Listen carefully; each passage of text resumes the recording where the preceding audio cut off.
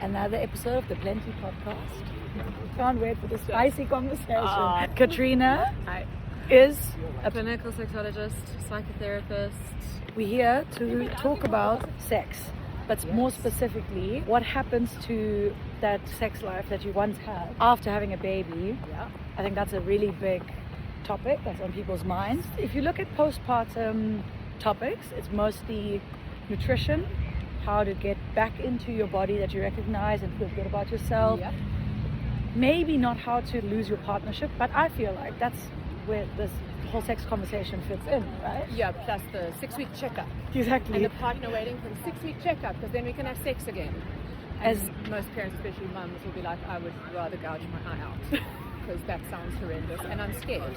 Yes. I'm terrified. And maybe I'm in pain. I'm in pain. Maybe I'm still bleeding. 100%. The 6-week checkup is a medical checkup with your obstetrician to check that physically all's good and you can resume things like sex. I think what happened, like socially, there was a narrative that was built around it. Okay, so we can have sex again. So it's 6 weeks means it's time to have sex again. Which the actual fact of it, of you can have sex and I want to have sex, are two different things. Oh, they're totally different things. Okay. Completely different things. In your experience, even in your research, how different is that perception? You're medically clear to have sex, but you don't feel ready for it. When does the readiness usually set in? Let me paint a little picture here. At the 6-week mark, you are trying your best to keep a tiny human being alive. Right? And if that's your first time, a lot of people are terrified, they don't know what they're doing. Okay?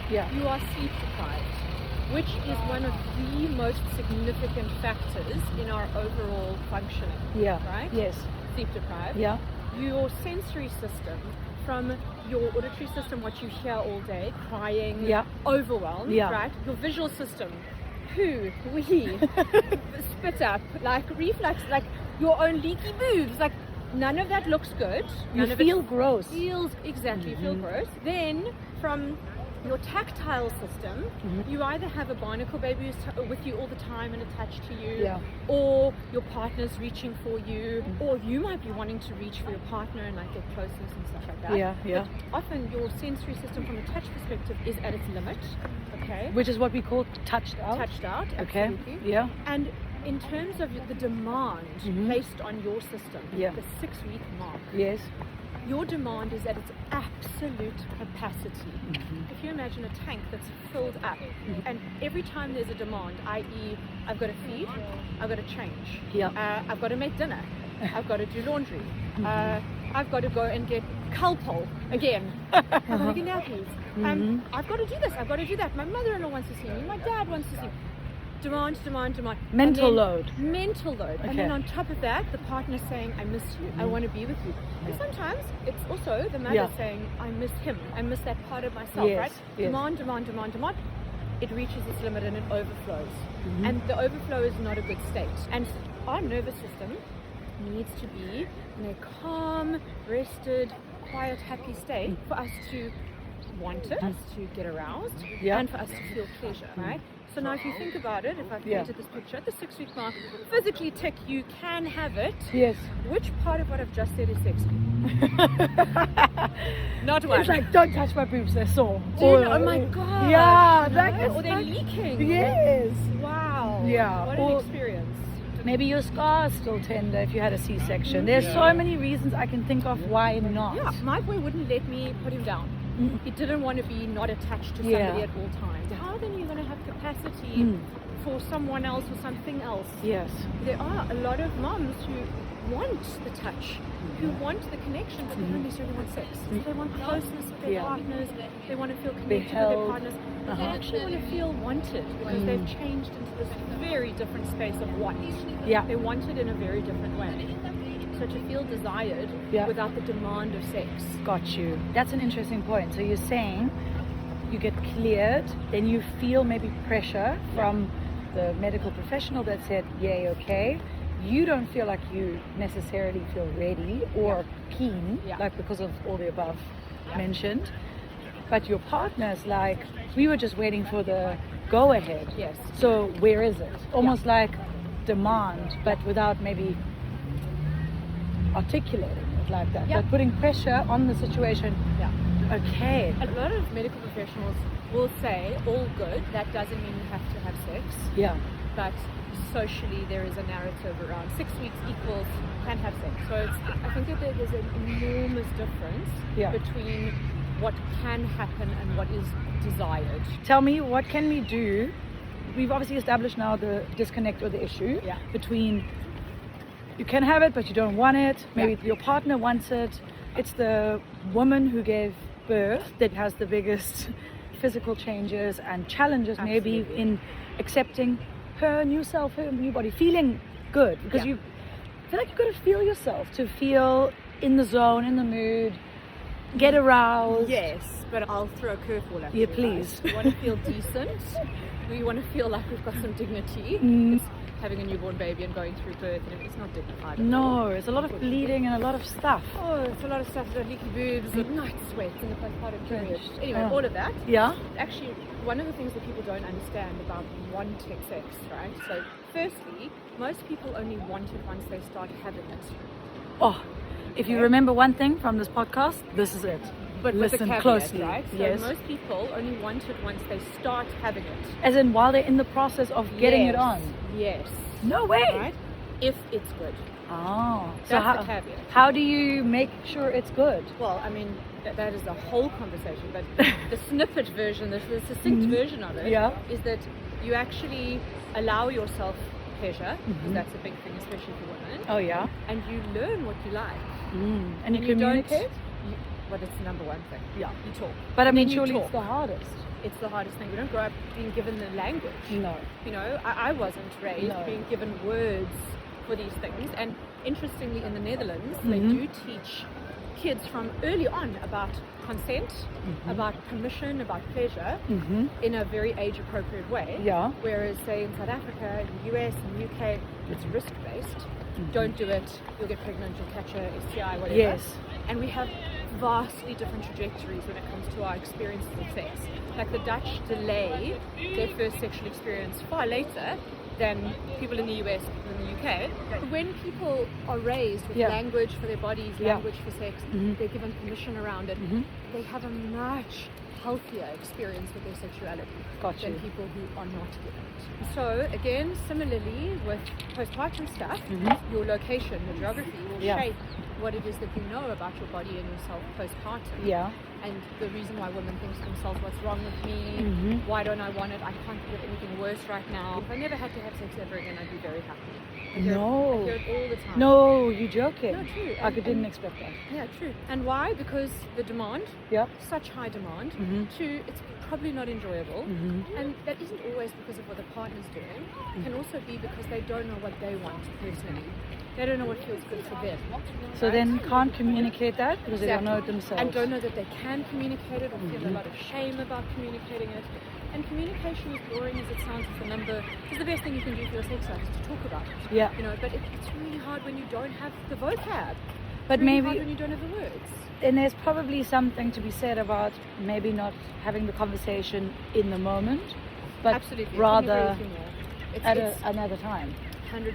Having a conversation in the moment is not great because people are vulnerable, right? Yeah. People are, you know, generally taking their clothes off, so you're naked, so you're most physically vulnerable. Yes. And sex is like, it's all about letting go. Yeah. Right? It's all about suddenly presence. You're like being called into reality. And then someone's saying to you, listen, actually, when you do that thing, I don't like it. It doesn't land well. No. It's much better to be talking about it outside of it and make talking about it as common, as normalized a topic as talking about anything else in your life. Yes, like so plans for life. You know, if your partner does something that you don't like, I'm not talking sexually, I'm talking in general. Yeah. It's all about how you raise that with them. You want to normalize the conversation about it so it can happen any time. Because otherwise it becomes this huge elephant in the room. Yeah. And especially from a postpartum perspective, it can just get delayed and delayed and delayed and delayed and delayed. Yeah. And then the elephant becomes bigger and bigger and bigger and bigger. I've worked with people postpartum who haven't had sex for 2, 3, 4 years postpartum.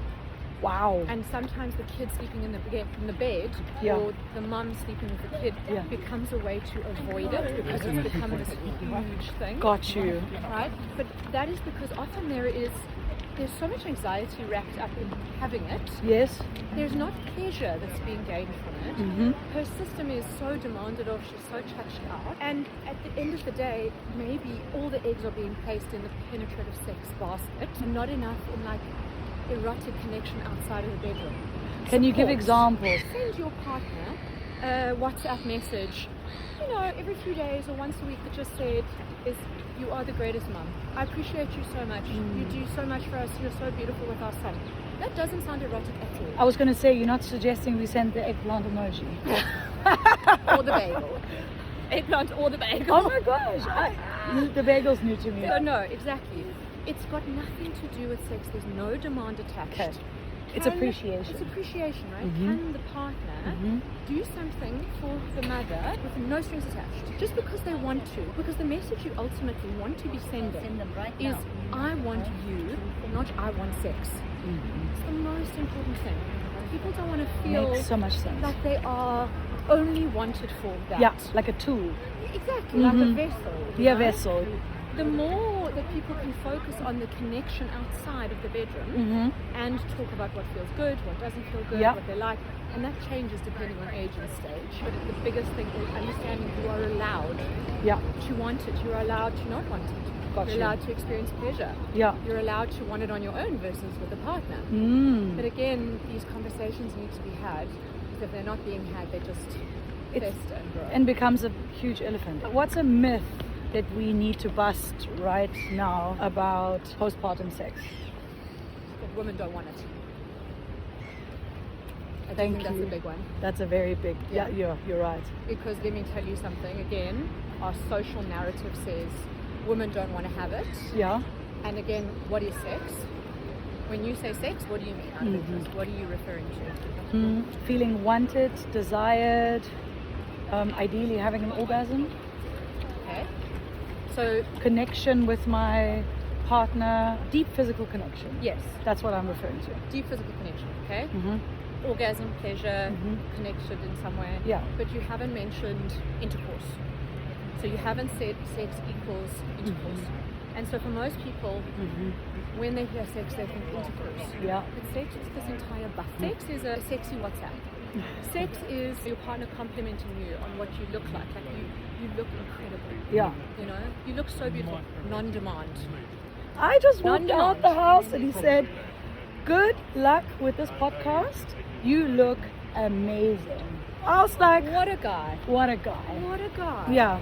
And you see that non-demand, I hope in your head you're not like, what does he want from me? Of course not. It's a Jeez. simple like, thank you for making Yeah. me feel appreciated and good. You know?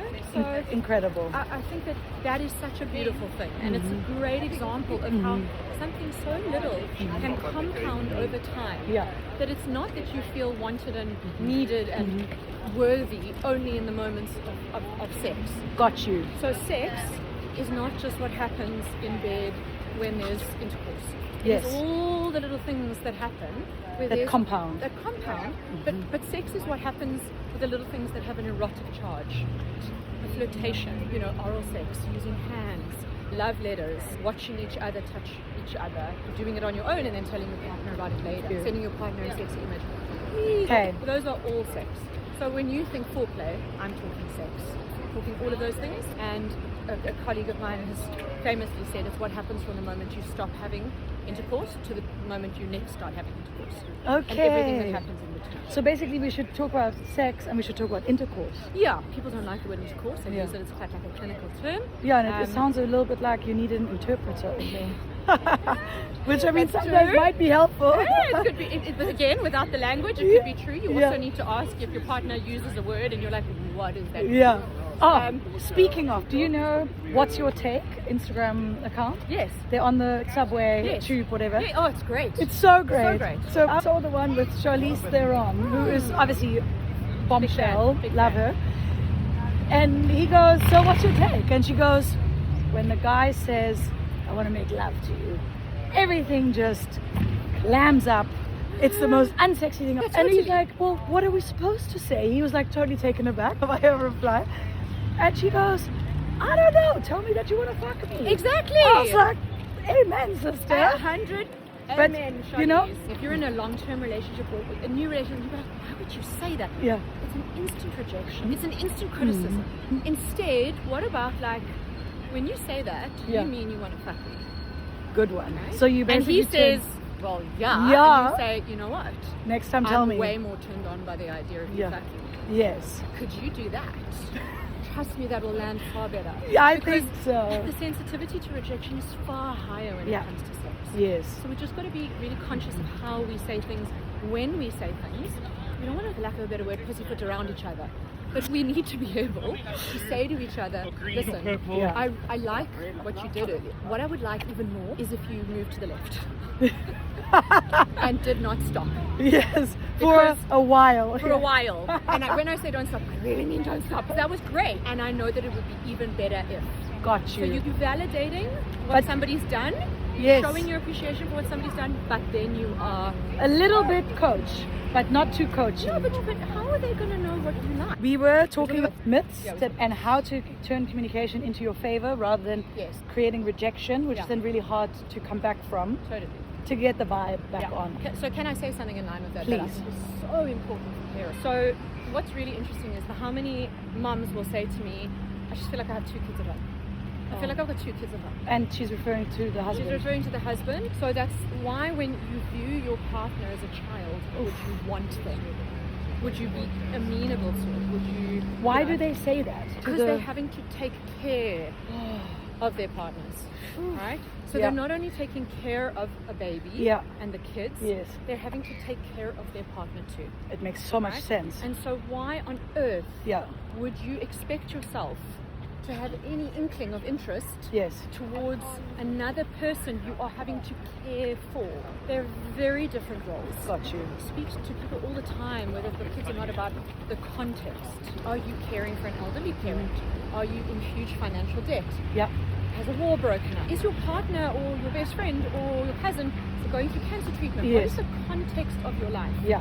Because context matters so much. Meaning you're mentally very How much space- busy yeah, and how with. much space do you Got have? you.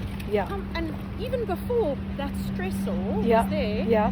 were you somebody who was more naturally interested, who found themselves wanting and seeking? you Yeah, know? yeah. There is a fantastic study that was done in 2021 Mhm. by some really highly regarded scientists and researchers and clinicians in Canada Yeah. that discovered and they coined something called the heteronormativity theory, Okay. which was looking at how a woman's interest in sex was directly related to the division of labor in the home. Can I just summarize this Oh, in layman's terms? If you feel that you are bearing the brunt of Correct. whatever needs to be done in the household in terms of taking care of things and people, you feel less ready for sex. Yeah.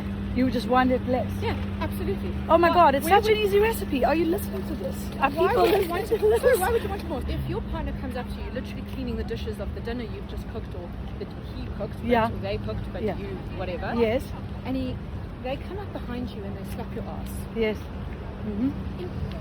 99%. Okay, and now it's 9 o'clock at night, Mhm. right? You know your baby is waking up at least once or twice in the night, and you just want to go to bed. Yep. In what world? Mhm. On Is that an average, invitation? Is that going to be received Yeah. well? Yes. Because what happens is, so that slap is a touch to an already touched out body, Yeah. right? Yeah. It's coming in a contextually irrelevant moment, Mhm, i.e., what about this was sexy? Yeah. Maybe the Uh-huh. partner was like, you look sexy cleaning the dishes, Mhm. or, oh, it's 9 o'clock at night. Yes. End of the day, Mm-hmm. nighttime, bedtime, worst time for a couple to have sex. Worst time. Okay, good advice. See, we need practical. Like, have like- sex before you go on your date night, not after. Got you. Not a good idea. But because you're full, maybe you've had a glass of wine. And you're tired. Yeah, maybe You fair want enough. to go to bed Mhm. before you go on your date, before you've eaten. Okay. You're not as tired. You aren't full. Mhm. You know, you haven't gotten to 9 o'clock and gone, our babysitter's going to need us to come home, so we got to go. The baby's waking up in 2 hours. So there's like stress and Demand, like, demand. yeah, Exactly. got you. So realistically, if a partner is coming up and smacking you on the ass, Mhm. and your whole system is going, again, that's something that has to be communicated. Mhm. Like, honey, I know that you really want to have sex when you slap me on the ass. Mm-hmm. You know, I know that you really want me when you pull into me and you kiss me deeply. But what I really need is for you to consider how I need other things to make me feel wanted, to make me feel desired, so that it's not a when you want it, we go moment. Because again, most people only want it when they start having it. Got you. Again, I hear from so many clients, men, women, non-binary folk, like saying to me, yeah, but once I start having it, it's fine. And then I think, why don't I do this more? I'm like, yeah, that sounds like going to the gym. I was just going to say, it sounds like going to the bloody movie. And yeah, exactly. And so let's just say you go to the gym and it took a lot to get there because so much was going on. But you got there. Yeah. In the middle of your workout, you're usually going, I'm so glad I did this. Yes. At the end of your workout, you think, I'm going to do this again tomorrow. Yes. Tomorrow comes, you're like, oh, maybe the day after. Yeah. Yeah. Maybe the motivation isn't going to happen first. It's action that leads to motivation. But again, pleasure. It's feeling good. It's feeling welcome. Yeah. It arousing your system, not agitating your system. Got you. So I say to clients often, if your partner does this to you, okay? Yeah. And that agitates your system, do you think that will make you want it? No. If your partner does this to you, right? Yeah. And that arouses your system, your arousal is going to happen and your interest is then going to peak. Right? So even communicating what type of touch you need Okay. is so important. Like, I need to be touched deeply. Yes. Or I want to be touched softly. Or please don't touch my right butt cheek, but you can touch my left butt cheek. Please don't touch my scar, but you can touch my boobs. Or a direction in a considered way. Like a manual. Yeah, exactly. And everybody maybe deserves their own manual, which is why it's so problematic to compare and to be what works for others. What are they doing postpartum? What is somebody else want or like?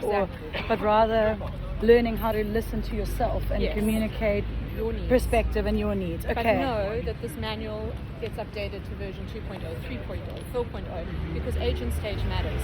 What a woman wants in her 20s is vastly different to her 30s, is vastly different to, let's just say, postpartum, is vastly different to perimenopausal, is vastly different to menopausal, postmenopausal, different. Let's say you meet your partner in your late 20s and you want to experience all these stages together, as in with the same partner. That requires updating on both sides. Yeah, for sure. Regularly, hey? For sure. You know, your partner's going to go through their own stuff as well. Yeah. It's going to change. Their needs are going to adapt. Yeah. So, yes, again, constant communication. Like, why is this not working for you right now? What's happening? You know, I'd love to be a part of making it feel different. Amazing. But it requires openness from both sides. And openness and curiosity. Being curious, like, as soon as you stop being curious. Yeah. Sheesh. I mean, it's like a gateway to disconnection, basically. Got you. Yeah, gateway to shutdown. Yeah. And is that then usually where you see the disconnect happens? And then we're looking for connection with somebody else outside of that partner where we've lost the connection? Or yes and no. Okay. Sometimes somebody might just go so into themselves that they're completely disconnected from anything and everything associated to eroticism and erotic connection. And sometimes somebody else might come along that makes them feel alive. The number one thing that people report when they have affairs is that they felt alive. And affairs are not a one blame band. There's two people that were in that relationship and something wasn't working.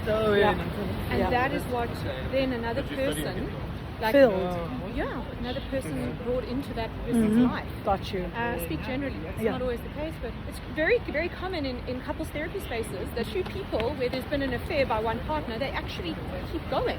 It helps them to kickstart the relationship again in a very different way. Like a reminder or like a... They finally start addressing the shit that they weren't addressing. That sounds healthy, actually. Absolutely.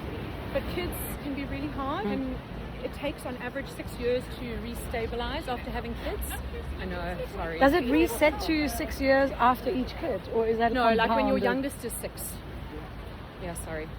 So it does reset to 6 every time you have another child? Yes and no, because the second time you have a kid, for most parents they'll say it's easier because they've done it before. Yeah. They also don't have the capacity to worry about the things they were worrying about. But now you don't ever have a parent who gets time out. Yeah. One parent is always with a child for the most part. Yes. So that can make it really hard. And then where is there time and space to have connection? If you can anticipate and accept that erotic and sexual relationship will be different after kids. That's actually protective to your relationship. Got you. Because your expectation adjusts in a healthy way, so that you don't feel something's hit you that you didn't see coming. It's one of those things that the more that you accept, there's going to be an impact. The first time you become a parent, you really know, you don't know what you don't know. And if you can accept that there is going to be disruption, sexually and erotically, even like psychologically connection, then it actually is protective, because the two of you are going, this is not us per se. You know, we are ensuring we prioritize each other where we can. We have a date night once a month. We get a babysitter in. We just make it a special event. So that while we both know this is a turbulent period, it's disruption, our entire focus is usually on our children. We do know we want to prioritize each other when we're able to. Got you. And the couples that actually do that before they have kids and maintain that after they have kids are the ones that do the best. Nice. They're the ones that come out of that turbulent period the most connected. What examples of play can you give that can help couples reconnect, especially postpartum? Sure. The micro moments, I think, are totally underrated. I know couples who commit to one walk a week. Nature, so anything outdoors is exceptional for our nervous system. Cool. Just depends which outdoors you go to. Another couple I know who commit to going for a swim together once a week. And actually they do that during work hours, because they've got their nanny and they take their lunch break, go down to the beach, have a quick swim, they eat their lunch on the beach, they go back to work. That sounds like I've just started dating this person and we're meeting for a little dip. 100%. It's amazing, right? They've probably been married for 10 flirt. years or longer. 17. Yeah, there we go. Oh, that's amazing. So like, you have to think of it as what you might do for somebody who you just met.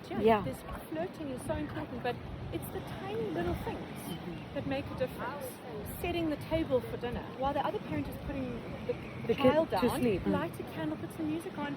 I don't want anything from this. I just want to make it nice for us. More dedicated things to look forward to also help. A trip away, going to a show, a movie. Like anchors. Anchors. I say to people, especially in the postpartum period, choose something that doesn't require a lot of you. So even just going to a movie together, because you don't have to talk to each other, just get out. Do something that doesn't demand you follow up with sex. I actually will say to couples, I want you to do this and you are not allowed to have sex afterwards. But that's not allowed. You're tricking them, surely? Because they're like, we're not allowed, so maybe we should be sneaky. So sometimes obviously that does happen, and like clients are like, we're really sorry. And you're like, I'm not a principal, it's okay. I'm so happy you had fun. But what's interesting is as soon as you remove that pressure, I can relax. I can be myself. I mean, this is maybe not a good analogy, but the one that comes to mind is people trying to have a baby for a long time, make the appointment with the fertility clinic, literally fall pregnant naturally. It's almost like the pressure removed.